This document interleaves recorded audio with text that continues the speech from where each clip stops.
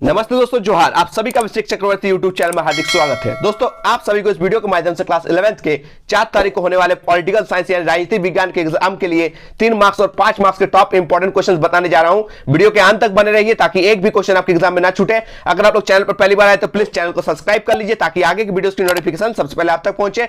चलिए दोस्तों, बिना देरी के वीडियो को शुरू करते हैं। चलिए दोस्तों, आज का पहला इंपॉर्टेंट क्वेश्चन आप लोग देख सकते हैं। क्वेश्चन 1 क्या लिखा गया है? किसी देश के लिए विकास क्यों आवश्यक है? क्वेश्चन क्या है दोस्तों?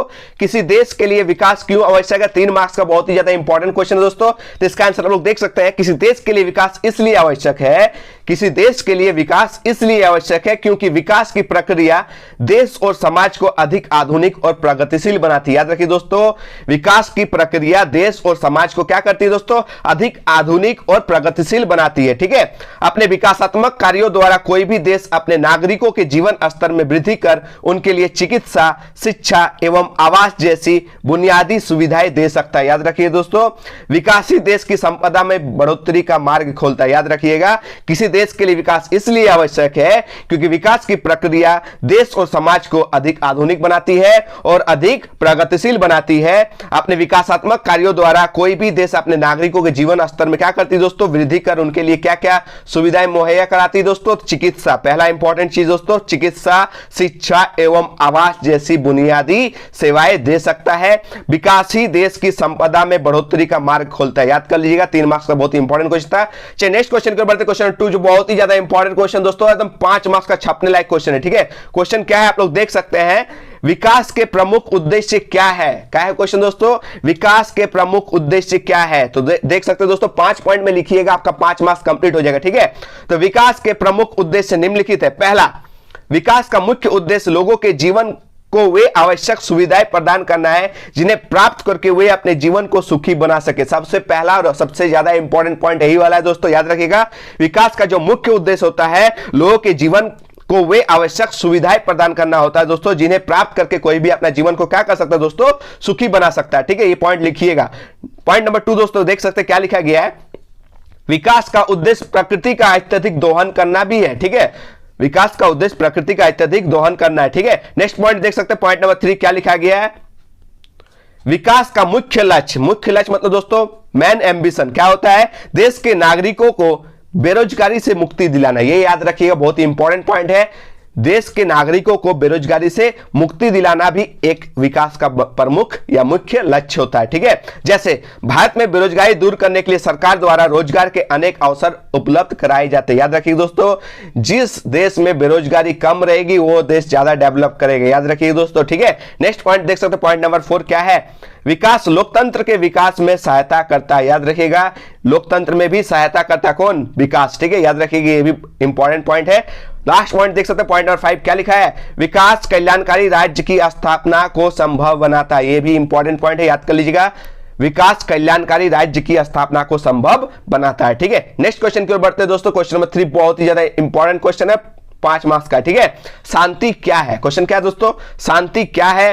किन 2 तरीकों से विश्व में शांति स्थापित की जा सकती है, समझाइए। ठीक है, पहला आपसे पूछा गया शांति क्या है, और उसके बाद क्या बताया? 2 तरीका बताइए जिससे शांति स्थापित किया जा सकता है पूरे विश्व में, समझाइए। ठीक है, बहुत ही इंपॉर्टेंट क्वेश्चन दोस्तों, अच्छे से समझते हैं। ठीक है, सामान्य रूप से क्या दोस्तों? सामान्य रूप से युद्ध ना होने की स्थिति को शांति समझाया जाता है। याद रखिए दोस्तों, सामान्य रूप से युद्ध ना होने की स्थिति को शांति समझा जाता है। हिंसा की अनुपस्थिति शांति, अगर हिंसा नहीं है तो दैट मीन्स क्या है? शांति है। ठीक है, किसी टाइप का कोई झगड़ा, किसी टाइप का कोई युद्ध नहीं हो रहा है किसी देश के साथ, तो जानिएगा कि क्या है? शांति है। ठीक है, जैसे अभी देख रहे हैं दोस्तों, अशांति ही अशांति है। कहां दोस्तों? रूस और यूक्रेन में हो रहा है ना, अभी युद्ध हो रहा है। युद्ध होना ही क्या है दोस्तों? अशांति है। ठीक है, चलिए आगे देखते हैं। विश्व में शांति स्थापना के अनेक तरीके हैं जिन्हें निम्नलिखित रूप से वर्णित किया जा सकता है। पहला इंपॉर्टेंट पॉइंट देख सकते हैं, एक दूसरे की क्षेत्रीय अखंडता व प्रभुसत्ता के लिए पारस्परिक सम्मान। याद रखिएगा, एक दूसरे की क्षेत्रीय अखंडता व प्रभुसत्ता के लिए पारस्परिक सम्मान। ठीक है, याद रखिएगा।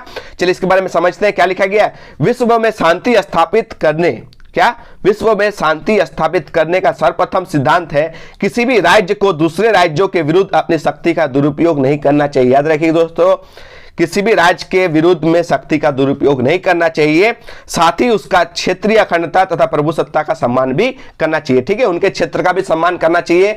युद्ध देखिए किसी भी देश के साथ में दोस्तों नहीं लगना चाहिए। क्यों आप उनके क्षेत्र में जाकर अपना पावर दिखाइएगा, क्यों उसके जगह शांति को भंग करने की कोशिश कीजिएगा, मत कीजिए। अपने राज्य का डेवलप कीजिए, अपने राज्य के बारे में सोचिए, तो आपका ऑटोमेटिक डेवलप होगा। किसी दूसरे के पास टांग मत अड़ाने जाइए, यही तो अशांति का कारण होता है। ठीक है, तो नेक्स्ट पॉइंट देख सकते हैं, पॉइंट नंबर 2 क्या लिखा गया है, आक्रमण ना करना। ठीक है, आक्रमण ना करना ये भी बहुत ही इंपॉर्टेंट पॉइंट है। अगर नहीं कीजिएगा तो शांति रहेगा। ठीक है, एक दूसरे देश के प्रति क्षेत्रीय अखंडता व प्रभुसत्ता के प्रति पारस्परिक सम्मान उसी दशा में संभव है जब एक राष्ट्र राज्य स्वयं जीवित रहने के साथ साथ दूसरे राष्ट्रों को भी जीवित रहने व विकसित होने का अवसर प्रदान करे। देखिए, खुद के बारे में सोच रहे तो दूसरे के बारे में भी सोचिए। अगर दूसरे के बारे में सोच नहीं पाते हैं तो दूसरे के पास क्यों टांग लड़ाने जाते हैं, क्यों दूसरा का शांति को भंग करने की कोशिश करते हैं। ठीक है, यही तो मेरा कहना है कि अपना विकास के बारे में सोच रहे तो दूसरे के विकास के बारे में मत सोचिए, तो उसका विकास को रोकने का भी काम मत कीजिए। ठीक है, यही तो अशांति का मेन कारण होता है। खुद तो आप ठीक से जी रहे हैं, अपना विकास कर रहे हैं, और दूसरा देश विकास कर रहा तो वो आप देख नहीं पा रहे, सहन नहीं कर पा रहे।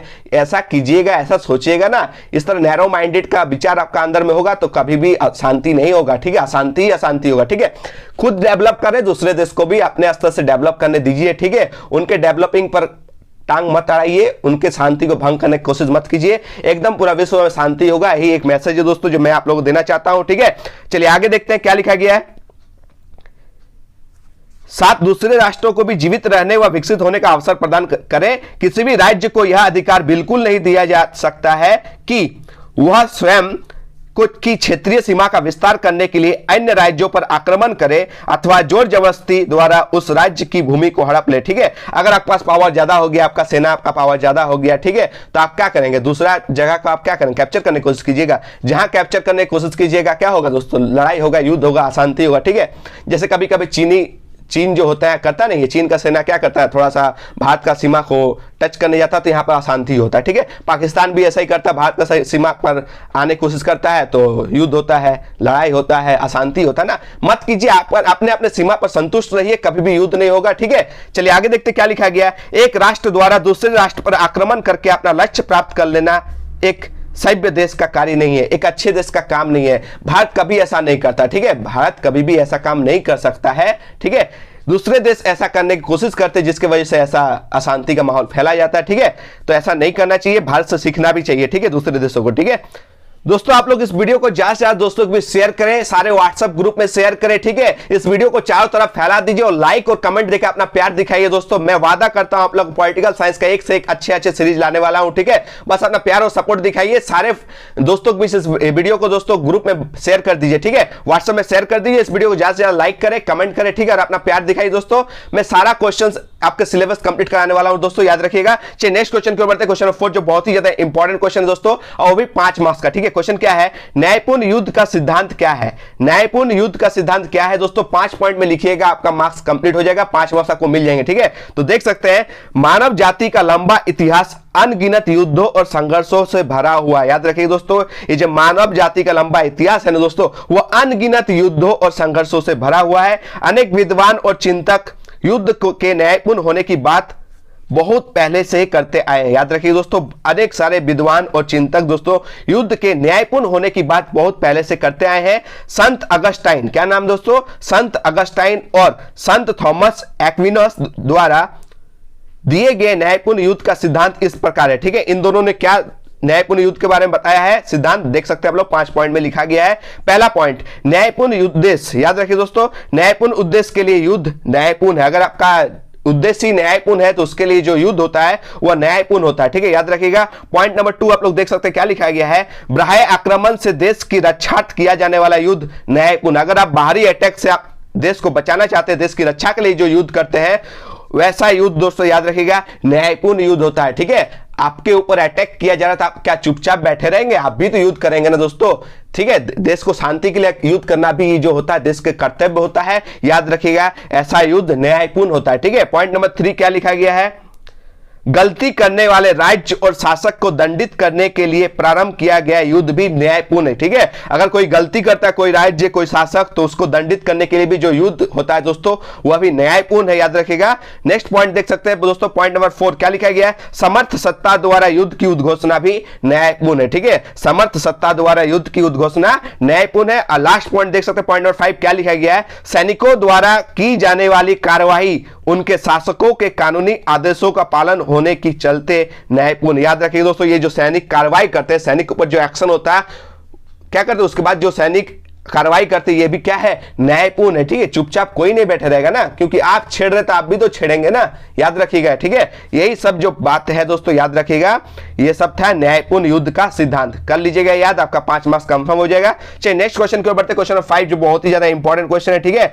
क्या है दोस्तों, देख सकते हैं, पंथ निरपेक्ष राज्य की क्या विशेषता है। आपको पहले ही बताया था दोस्तों, पंथ निरपेक्ष यानी धर्मनिरपेक्ष। ठीक है, क्वेश्चन घुमा के आ सकता है, पंथ निरपेक्ष की जगह आपको धर्मनिरपेक्ष देखकर क्वेश्चन पूछा जा सकता है। ठीक है, घबराइएगा मत, पंथ निरपेक्ष को याद रखिएगा, धर्मनिरपेक्ष। ठीक है, तो पंथ निरपेक्ष जो राज्य होता है उसकी क्या विशेषता है, ये आपसे पूछा गया। ठीक है, देखिए एक वीडियो आप लोग के लिए ऑलरेडी अपलोड किया गया जिसमें आपको बताया गया है धर्मनिरपेक्ष किसे कहते हैं। ठीक है, सारे इंपॉर्टेंट 20 इंपॉर्टेंट क्वेश्चन का वीडियो पहले ही आप लोगों के लिए दिया गया है, आप लोग जाके उस वीडियो को देख लीजिएगा, अगर जिन्होंने भी नहीं देखा उसको देख लीजिएगा। ठीक है, बहुत ही इंपॉर्टेंट क्वेश्चन, 20 इंपॉर्टेंट क्वेश्चन का सिलेक्शन है उसमें। ठीक है, 2 मार्क्स के इंपॉर्टेंट क्वेश्चन है, 3 मार्क्स के इंपॉर्टेंट क्वेश्चन है। इस वीडियो को अंत में आप लोग देख लीजिएगा, उस वीडियो को अच्छे अच्छे क्वेश्चन का सिलेक्शन है। ठीक है, चलिए क्वेश्चन नंबर 5 को अच्छे से समझते हैं। तो पंथ निरपेक्ष राज्य की क्या विशेषताएं है, विशेषताएं पूछा गया है। ठीक है, तो देख सकते हैं, पहला, पंथ निरपेक्ष राज्य की निम्नलिखित विशेषता है, पहला धार्मिक स्वतंत्रता, याद रखिएगा, फ्रीडम ऑफ रिलीजन। ठीक है, धार्मिक स्वतंत्रता पहला विशेषता। ठीक है, पंथ निरपेक्ष राज्य में प्रत्येक नागरिक को धार्मिक स्वतंत्रता का अधिकार प्राप्त होता है। याद रखिए दोस्तों,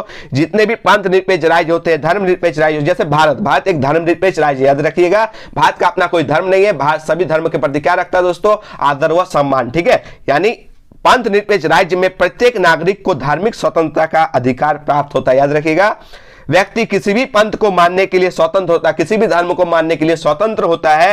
राज्य पंथ या संप्रदाय के नाम पर किसी व्यक्ति से कोई भेदभाव नहीं करता, यहां पर किसी व्यक्ति से कोई भेदभाव नहीं होता है। ठीक है, धर्म के नाम पर। ठीक है, चलिए पॉइंट नंबर 2 देख सकते हैं, क्या लिखा गया है, राज्य का अपना कोई धर्म नहीं। याद रखिए दोस्तों, राज्य का अपना कोई धर्म नहीं होता है, भारत देश का अपना कोई धर्म नहीं है। ठीक है, भारत सभी धर्मों को आदर करते हैं, सम्मान करते हैं। ठीक है, यानी भारत का अपना कोई धर्म नहीं है। ठीक है, पंथ निरपेक्ष राज्य में राज्य का अपना कोई पंथ नहीं होता है, राज्य के लिए सभी पंथ समान होते हैं। राज्य का कानून का या संविधान किसी भी पंथ के साथ कोई भेदभाव नहीं करता है और राज्य किसी भी पंथ में हस्तक्षेप नहीं करता। याद रखिएगा दोस्तों, हम लोग का जो संविधान है, भारतीय संविधान, उसमें किसी भी पंथ के साथ कोई भी भेदभाव नहीं करता है और राज्य के किसी पंथ में हस्तक्षेप भी नहीं करता। याद रखिए, बहुत इंपॉर्टेंट पॉइंट था। चलिए पॉइंट नंबर 3 देख सकते हैं आप लोग, क्या लिखा गया है, लोकतंत्र का समर्थक। क्या है दोस्तों, सपोर्टर ऑफ डेमोक्रेसी। याद रखिएगा, पंथ निरपेक्ष राज्य सभी धर्मों को समान महत्व देता है। ठीक है, कोई एक धर्म को विशेष महत्व नहीं देता, सभी धर्मों को समान इज्जत देता है दोस्तों। तो पंथ निरपेक्ष राज्य सभी धर्मों को समान महत्व देता है, समान इंपॉर्टेंस देता है। याद रखिएगा, इसलिए ऐसे राज्यों में लोकतांत्रिक भावना को बढ़ावा मिलता है। याद रखिए दोस्तों, इसलिए ऐसे राज्यों में लोकतांत्रिक भावना को बढ़ावा मिलता है। याद रखिएगा। ठीक है, लास्ट पॉइंट देख सकते हैं, पॉइंट नंबर 4 क्या लिखा गया है दोस्तों, पंथ का राजनीति से पृथक्करण। याद रखिए दोस्तों, separation of religion from politics. ठीक है, पंथ निरपेक्ष राज्य में पंथ और राजनीति को अलग अलग रखा जाता है। याद रखिएगा, पंथ निरपेक्ष राज्य में पंथ और राजनीति को अलग अलग रखा जाता है। ठीक है, कानून के माध्यम से राज्य पंथ को व्यक्ति के व्यक्तिगत जीवन तक सीमित करता है। याद रखिएगा, ये आपका 4 इंपॉर्टेंट पॉइंट है, याद कर लीजिएगा। ठीक है, बहुत इंपॉर्टेंट क्वेश्चन है। चलिए नेक्स्ट क्वेश्चन की ओर बढ़ते हैं, क्वेश्चन नंबर 6 जो बहुत ही ज्यादा इंपॉर्टेंट क्वेश्चन है दोस्तों, याद रखिएगा, याद कर ही लीजिएगा। ठीक है, क्योंकि टाइम बहुत कम बचा हुआ है, पॉलिटिकल का सिलेबस नहीं है। ठीक है, आप लोगों के लिए एक एक एनालाइज करके वीडियो बनाया जा रहा है क्वेश्चन का सिलेक्शन करके, क्योंकि सिलेबस नहीं है दोस्तों। ठीक है, मैं एक काम कर रहा हूं, जो आपका प्रीवियस यानी टर्म 1 में पूछा गया था दोस्तों, वो चैप्टर को हटा दिया गया है, जो चैप्टर से पूछा नहीं गया वहां से आपका वीडियोस बन रहा है दोस्तों, इंपॉर्टेंट क्वेश्चन का सिलेक्शन हो रहा है। ठीक है, क्योंकि किसी को नहीं पता कि पॉलिटिकल साइंस में कैसे क्वेश्चंस आएंगे, कैसे कौन कौन सिलेबस कौन कौन चैप्टर सिलेक्ट हुआ, किसी को नहीं पता, क्योंकि झारखंड में पॉलिटिकल साइंस का टीचर ही नहीं, ऐसा लगता है, क्योंकि वहां पर सिलेबस ही नहीं बनाया है। ठीक है, तो याद रखिए, कोई टेंशन नहीं है, मैं मेहनत करूंगा आप लोग के लिए, आप लोग भी साथ में मेहनत कीजिए, क्या कर सकते हैं। ठीक है, और एक बात तो हमको बहुत दुख लगा दोस्तों, याद रखिए, बहुत सारे बच्चों का टर्म 1 का जो भी पॉलिटिकल साइंस का टर्म 1 हुआ ना, उसमें भी बहुत अच्छा नहीं किया है, ठीक है। बहुत किसी का डाउट है सर फेल हो जाएंगे, ठीक है, इसमें अच्छे से तैयारी करवा दीजिए क्योंकि उसमें अच्छा मार्क्स नहीं आया है। कितनों का तो 15-20 अच्छा से सही नहीं हुआ 40 में, ठीक है। इसलिए उन बच्चों का एक मैसेज दोस्तों, इस एग्जाम में अच्छे से प्रिपरेशन कीजिए क्योंकि एक भी सब्जेक्ट में हमको फेल नहीं होना, ठीक है, याद रखिएगा। तो इस वाला में हम लोग को चौका में नहीं छक्का मारना है, ठीक है, याद रखिएगा। चलिए कोई बात नहीं, इसमें ज्यादा मेहनत कीजिए क्योंकि 4 तारीख तक आप लोग कंप्लीट सिलेबस को तैयारी कर लीजिए, ठीक है। जितना मैं क्वेश्चंस बताने वाला हूं कर लीजिए, क्या कर सकते हैं, ठीक है। ऐसा आप लोगों के साथ किया गया है तो इसका कोई नहीं है, खटेंगे, ठीक है, मेहनत करेंगे, मेहनत करने वाले को कभी हार नहीं होती है, इतना ही कहना है दोस्तों। लग जाइए तैयारी में, ठीक है, जम कर कीजिए। याद नहीं हो रहा तो समझ के जाइए, कैसे भी करके लिख के आना, एक भी आंसर नहीं छोड़ना, ठीक है। जितना क्वेश्चंस को मैं समझाऊंगा आप लोग समझ के भी जाइएगा। याद नहीं हो रहा क्या कर सकते, टाइम कम है, मानते हैं टाइम कम है, लेकिन आप लोग समझ के तो जाइए, जाके जोड़ के लिख के आइएगा, ठीक है। एक भी क्वेश्चन मत छोड़िएगा, मैं बता रहा हूं, गारंटी आप लोग पास कीजिएगा, ठीक है। हिम्मत मत हारिए, ठीक है, मेहनत करने वाले को कभी हार नहीं होती है, इतना ही कहने वाला हूं, ठीक है। बस आप लोग जमकर तैयारी कीजिए, डरने की कोई आवश्यकता नहीं। मैं लगातार वीडियोस अपलोड करूंगा, ठीक है। बस आप लोग सारा वीडियोस में प्यार और सपोर्ट दिखाइएगा। आप लोगों का तैयारी मैं करवाने वाला हूं, इसका गारंटी मैं देता हूं, ठीक है। बस आप लोग समझिए अच्छे से, आंसर को समझने से क्या होगा दोस्तों, जाकर लिख पाएंगे, ठीक है। अगर याद करने का आपको टाइम नहीं मिल पाता, अगर आप लोग अभी याद कर पा रहे तो याद कर लीजिए कुछ क्वेश्चंस, जब एग्जाम नजदीक आ जाएगा तो बस आप लोग समझिएगा और वहां पर पॉइंट्स को डील कर लीजिएगा अपने हिसाब से, ठीक है। आप अच्छे मार्क्स लाएंगे, ठीक है। चलिए नेक्स्ट पॉइंट की ओर देखते हैं दोस्तों। ये जो पॉइंट है, क्या क्वेश्चन है, राष्ट्रवाद के प्रमुख गुणों का वर्णन करें। क्वेश्चन नंबर 6 में क्या पूछा गया है, राष्ट्रवाद के प्रमुख गुणों का वर्णन करें। यहां पर क्वेश्चन में पूछा गया है जो राष्ट्रवाद है, देखिएगा राष्ट्रवाद से आप क्या समझते हैं, मैंने ऑलरेडी वीडियो अपलोड कर दिया, ठीक है। यहां पर पूछा गया राष्ट्रवाद के प्रमुख गुणों का वर्णन करें, ठीक है। तो इसका आंसर लोग देख सकते हैं, राष्ट्रवाद के निम्नलिखित गुण है, याद रखिएगा राष्ट्रवाद के निम्नलिखित गुण है। 5 पॉइंट में लिखिएगा दोस्तों, आपका 5 मार्क्स कंप्लीट हो जाएगा, ठीक है। ये 5 मार्क्स का इंपॉर्टेंट क्वेश्चन है। अगर 2 मार्क्स का पूछा जाएगा तो आप 2 पॉइंट लिख दीजिएगा, 3 मार्क्स का क्वेश्चन पूछा जाएगा तो आप 3 पॉइंट लिख दीजिएगा, ठीक है। आपका मार्क्स कंप्लीट हो जाएगा, तो टेंशन लेने की कोई आवश्यकता नहीं है, ठीक है। क्योंकि ये जो क्वेश्चन है दोस्तों 2 मार्क्स का भी पूछा जा सकता है, 3 मार्क्स का भी पूछा जा सकता है और 5 मार्क्स का भी पूछा जा सकता है, इसलिए तीनों तरीका से कर लीजिएगा।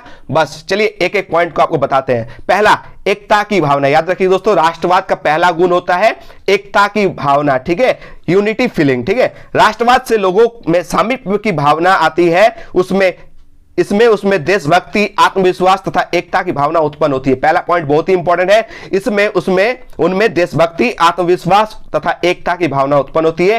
पॉइंट नंबर 2 देख सकते हैं दोस्तों, स्वतंत्रता का प्रहरी। प्रहरी किसको बोलते हैं दोस्तों, वॉचमैन, ठीक है। जो वॉचमैन का काम क्या होता है दोस्तों, देखरेख करना, तो याद रखिएगा ये स्वतंत्रता का देखरेख करता है, यानी स्वतंत्रता का प्रहरी होता है, ठीक है। तो राष्ट्रवाद स्वतंत्रता का भी प्रहरी है, अपनी राष्ट्रीयता के आधार पर परतंत्र राज्य स्वतंत्रता प्राप्त करते हैं। याद रखिए दोस्तों, जो परतंत्र थे, जो दूसरे के तंत्र में थे, यानी दूसरों के अंडर में थे, वो स्वतंत्रता भी प्राप्त करते हैं राष्ट्रवाद के चलते। याद रखिए बहुत ही इंपॉर्टेंट पॉइंट है। पॉइंट नंबर 3 देख सकते हैं आप लोग, क्या लिखा गया है, उपनिवेशवाद का उन्मूलन। याद रखिएगा उपनिवेशवाद का उन्मूलन, ठीक है। तो राष्ट्रवाद के विकास से उपनिवेशवाद की समाप्ति हो जाती है, ऐतिहासिक उपनिवेशवाद को समाप्त करने में इसका महत्वपूर्ण हाथ रहा। याद रखिएगा बहुत ही इंपॉर्टेंट पॉइंट है। चलिए नेक्स्ट पॉइंट देख सकते हैं, पॉइंट नंबर 4 क्या लिखा गया है, विश्व बंधुत्व की भावना को प्रोत्साहन, ठीक है, विश्व बंधुत्व की भावना को प्रोत्साहन, ठीक है। तो राष्ट्रवाद से ही विश्व बंधुत्व की भावना को प्रोत्साहन मिलता है, क्योंकि राष्ट्रवाद इस सिद्धांत पर आधारित है कि राष्ट्र विश्व का परिवार का ही एक सदस्य। याद रखिएगा जो राष्ट्र होते हैं ये विश्व परिवार का ही एक सदस्य है, इसलिए याद रखिएगा बहुत ही इंपॉर्टेंट पॉइंट है, विश्व बंधुत्व की भावना को प्रोत्साहन मिलता है, ठीक है। नेक्स्ट पॉइंट देख सकते हैं, पॉइंट नंबर 5 क्या लिखा गया है, सहयोग की भावना, क्या, फीलिंग ऑफ कॉपरेशन। याद रखिएगा सहयोग की भावना एक राष्ट्र के लोगों के रीति रिवाज, परंपराएं, सभ्यता एवं राजनीतिक तथा आर्थिक हित प्राय समान होता है, ठीक है। एक राष्ट्र के लोगों के बीच में क्या होता है दोस्तों, रीति रिवाज जो होते हैं, परंपरा होता है, कल्चर होता है, सभ्यता होता है, राजनीतिक तथा आर्थिक हित प्राय समान होते हैं, ठीक है। अतः उनमें सहयोग की भावना उत्पन्न होती है, ठीक है। किसकी भावना उत्पन्न होती है दोस्तों, याद रखिएगा सभी के बीच में सहयोग की भावना उत्पन्न होती है, राष्ट्रवाद का यह भी प्रमुख गुण है, ठीक है। नेक्स्ट पॉइंट देख सकते हैं, पॉइंट नंबर 6 क्या लिखा गया दोस्तों, नागरिक गुणों का विकास, ठीक है, डेवलपमेंट ऑफ सिविल वर्च्यूज। याद रखिएगा नागरिक गुणों का विकास होता है, राष्ट्रवाद से नागरिक गुणों का विकास होता है। राष्ट्रवाद ही नागरिकों में देश प्रेम, देश सेवा, राष्ट्रीय महत्व इत्यादि की भावना को विकसित करता है। याद रखिए दोस्तों ये सब नागरिक के प्रमुख गुण है, ये सभी को बढ़ावा देता है कौन, याद रखिएगा ये राष्ट्रवाद, ठीक है। राष्ट्रवाद से क्या होता है, याद रखिएगा देश प्रेम, देश भावना, देश सेवा, राष्ट्रीय महत्व इत्यादि की भावना उत्पन्न होती है, विकसित होती है। ठीक है, ये राष्ट्रवाद का प्रमुख गुण है। लास्ट पॉइंट देख सकते हैं, पॉइंट नंबर 7 क्या लिखा गया दोस्तों, राष्ट्रीय संस्कृति का विकास। ठीक है, डेवलपमेंट ऑफ नेशनल कल्चर। ठीक है,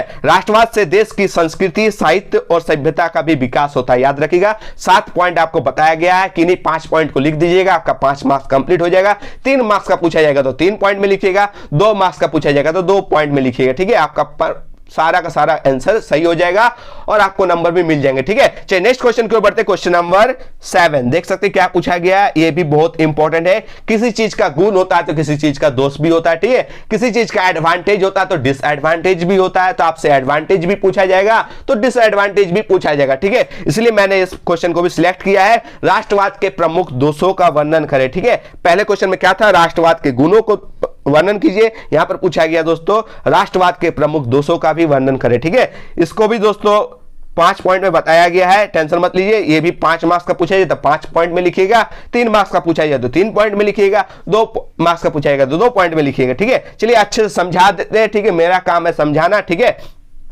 राष्ट्रवाद के प्रमुख दोष निम्नलिखित है। सबसे पहला पॉइंट आप लोग देख सकते हैं, संकुचित दृष्टिकोण। याद रखिएगा, नैरो आउटलुक। ठीक है, नैरो आउटलुक यानी संकुचित दृष्टिकोण। ठीक है, विस्तृत दृष्टिकोण नहीं होता, ये जो होता है ना संकुचित दृष्टिकोण होता है। राष्ट्रवाद एक ऐसी भावना है जिससे लोगों का मस्तिष्क संकुचित हो जाता है, छोटा हो जाता है। ठीक है, क्योंकि एक राष्ट्रीयता के लोग दूसरी राष्ट्रीयता के लोगों को अपने से भिन्न समझने लगते हैं। ठीक है, याद रखिएगा, एक राष्ट्रीयता के लोग दूसरे राष्ट्रीयता के लोगों को से अपना आप को भिन्न समझने लगते हैं, अलग समझने लगते हैं। ठीक है, ये क्या है, एक नैरो आउटलुक है यानी संकुचित दृष्टिकोण है। ठीक है, याद रखिएगा, ये पहला राष्ट्रवाद का दोष था। ठीक है, दूसरा पॉइंट देख सकते हैं क्या लिखा गया दोस्तों, आंतरिक एकता के लिए बाधक होता है। ठीक है, आंतरिक एकता के लिए बाधक होता है। ठीक है, यह राष्ट्रवाद का प्रमुख दोष है दोस्तों।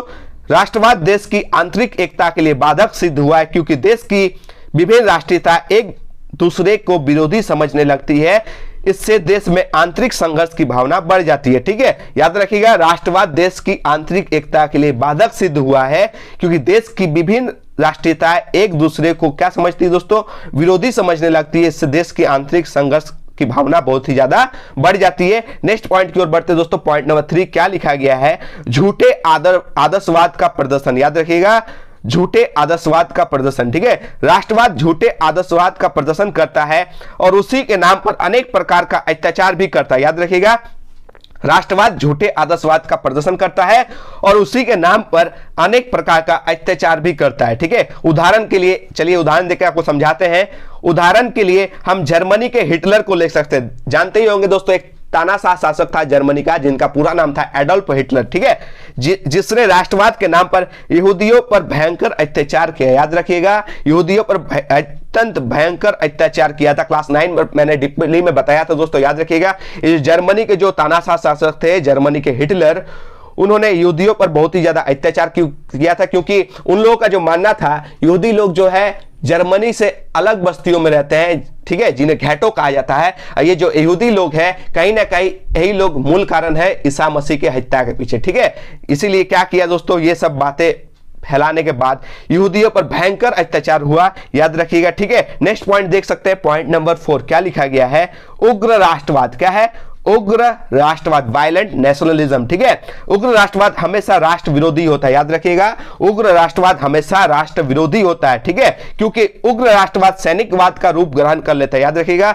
ये जो उग्र राष्ट्रवाद होता है वो किसका रूप ग्रहण कर लेता है, सैनिकवाद का रूप ग्रहण कर लेता है। जैसे एग्जाम्पल में मैं समझाता हूं, मुसोलिनी द्वारा अबिसिनिया पर आक्रमण उग्र राष्ट्रवाद का उदाहरण है। उग्र राष्ट्रवाद से ही उपनिवेशवाद और साम्राज्यवाद पनपता है। याद रखिएगा, अगर उग्र राष्ट्रवाद फैला तो क्या फैलेगा, उपनिवेशवाद और साम्राज्यवाद पनपता है, वहीं से स्टार्ट होता है। ठीक है, याद रखिएगा, बहुत इंपॉर्टेंट पॉइंट था। चलिए लास्ट पॉइंट देख सकते हैं, पॉइंट नंबर 5 क्या लिखा गया है, विश्व शांति का विरोधी। ठीक है, विश्व शांति का विरोधी। ठीक है, उग्र राष्ट्रवाद विश्व शांति का विरोधी भी है क्योंकि उग्र राष्ट्रवाद में हथियारों द्वारा राष्ट्र की महानता का प्रदर्शन किया जाता है। इससे विश्व युद्ध होते हैं, वर्ल्ड वार होते हैं, ठीक है, और विश्व शांति भंग हो जाती है। याद रखिएगा, पूरा विश्व में शांति तभी भंग होगा जब वर्ल्ड वार होगा, विश्व युद्ध होगा, ठीक है।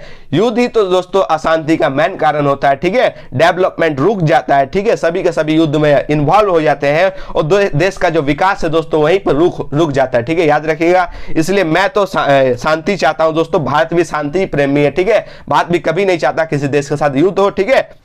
चलिए दोस्तों, आज का लास्ट और अंतिम क्वेश्चन आप लोग देख सकते हैं, बहुत ही ज्यादा इंपॉर्टेंट क्वेश्चन दोस्तों, 5 मार्क्स का इंपॉर्टेंट क्वेश्चन, ठीक है। क्वेश्चन क्या है? नागरिक तथा विदेशी में क्या अंतर है? क्या है क्वेश्चन दोस्तों? नागरिक तथा विदेशी में क्या अंतर है, ठीक है। तो नागरिक तथा विदेशी में निम्नलिखित अंतर है दोस्तों, पॉइंट वाइज लिखा गया, एक तरफ नागरिक लिखा गया, एक तरफ विदेशी, ठीक है। पहला पॉइंट आप लोग देख सकते हैं, क्या लिखा गया है? नागरिक अपने राज्य का नागरिक होता है। याद रखिएगा, नागरिक अपने राज्य का नागरिक होता है और उसे उस राज्य की नागरिकता प्राप्त होती है। याद रखिएगा दोस्तों, नागरिक अपने राज्य का नागरिक होता है और उसे राज्य की नागरिकता प्राप्त रहती है, ठीक है। इधर हम विदेशी का पहला पॉइंट देखते हैं, क्या लिखा गया है? विदेशी दूसरे राज्य का नागरिक होता है, ठीक है।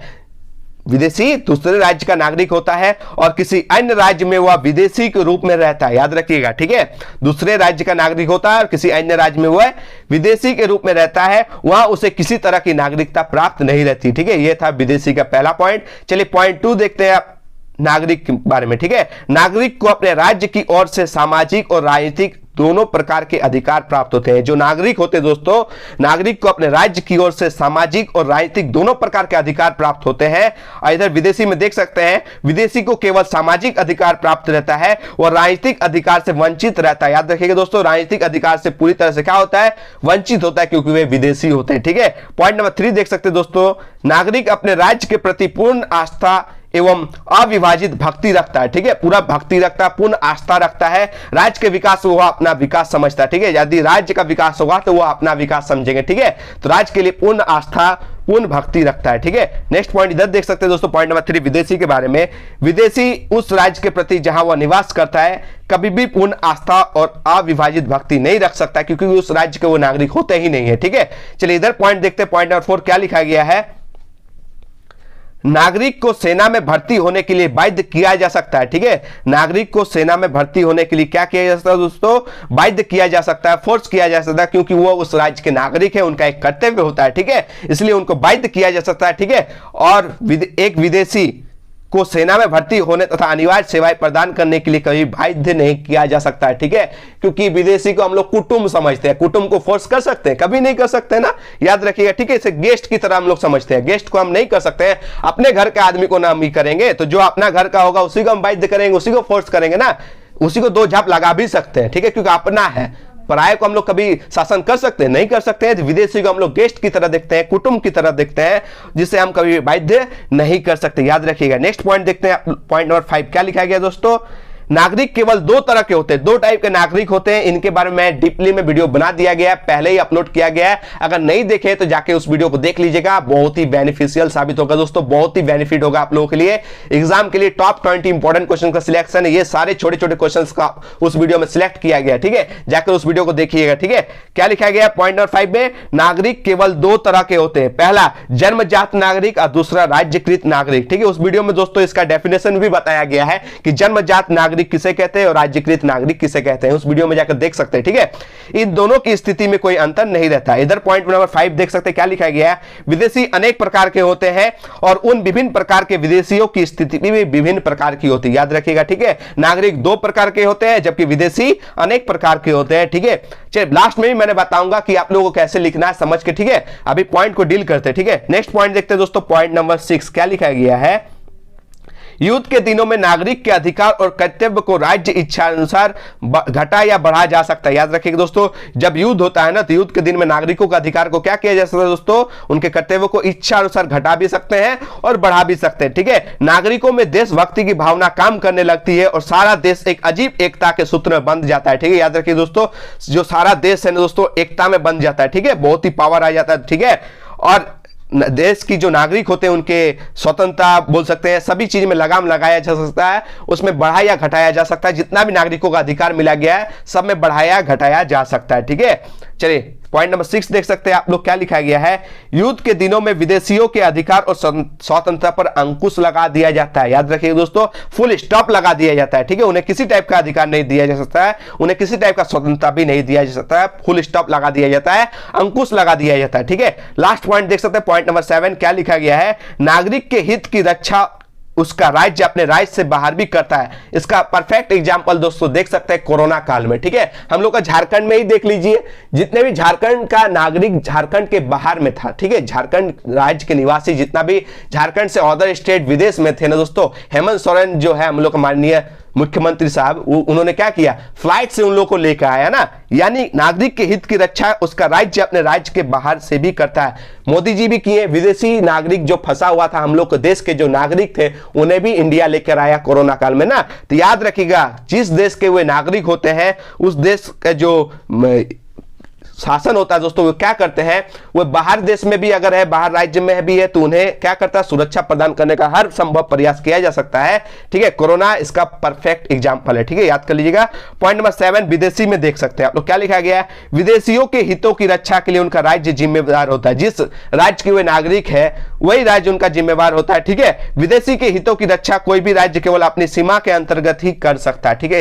ये था टॉप 7 इंपॉर्टेंट पॉइंट, आप लोग आसानी से समझ लीजिए और लिख दीजिएगा, ठीक है। नागरिक और विदेशी में क्या प्रमुख अंतर है, ठीक है। 5 मार्क्स का पूछा जाएगा, 5 पॉइंट में लिखिएगा। जानते ही होंगे कि नागरिक क्या होता है, उस राज्य का, अपने राज्य का नागरिक होता है, जबकि विदेशी दूसरे राज्य का नागरिक होता है। याद रखिएगा, एक विदेशी के रूप में रहता है, गेस्ट के रूप में रहता है, ठीक है। और नागरिक को अपने राज्य की ओर से राजनीतिक अधिकार प्राप्त होता है, जबकि विदेशी को राजनीतिक अधिकार प्राप्त नहीं होता है, बल्कि सामाजिक अधिकार प्राप्त होता है, लेकिन राजनीतिक अधिकार प्राप्त नहीं होता है। यह भी याद कर लीजिएगा। नागरिक को हम सेना में भर सकते हैं, सेना में भर्ती करने के लिए बाध्य कर सकते हैं, लेकिन विदेशी को नहीं कर सकते, ठीक है। हम बताएं ना, इसको कुटुंब की तरह समझिएगा, ठीक है, गेस्ट की तरह समझिएगा, इसको हम बाध्य नहीं कर सकते हैं। और ये भी बताया कि नागरिक 2 तरह के होते हैं, क्या दोस्तों, जन्मजात नागरिक और राज्यकृत नागरिक, ठीक है, जबकि विदेशी अनेक प्रकार के होते हैं, ये भी बता दिया गया। और क्या बताया दोस्तों, एक राज्य के प्रति अपने नागरिक जो होते हैं, जिस राज्य के वे नागरिक होते हैं, पूर्ण आस्था रखते हैं, पूर्ण विश्वास रखते हैं, जबकि विदेशी नहीं रख सकता है, ठीक है। और क्या बताया गया दोस्तों, कि युद्ध के दिनों में नागरिकों के अधिकार को बढ़ाया घटाया जा सकता है, जबकि युद्ध के दिनों में विदेशियों के जितने भी अधिकार है छीन लिया जाता है, अंकुश लगा दिया जाता है उनके स्वतंत्रता पर भी, ठीक है। ये था दोस्तों आप लोगों के टॉप 8 इंपॉर्टेंट क्वेश्चंस, अच्छे से समझ लीजिए, आराम से याद कीजिए, ठीक है, टाइम है, ठीक है, साथ साथ चलेंगे दोस्तों, ठीक है। इस वीडियो को ज्यादा से ज्यादा दोस्तों को भी शेयर कीजिए, लाइक कीजिए, कमेंट कीजिए, अपना प्यार दिखाइए दोस्तों।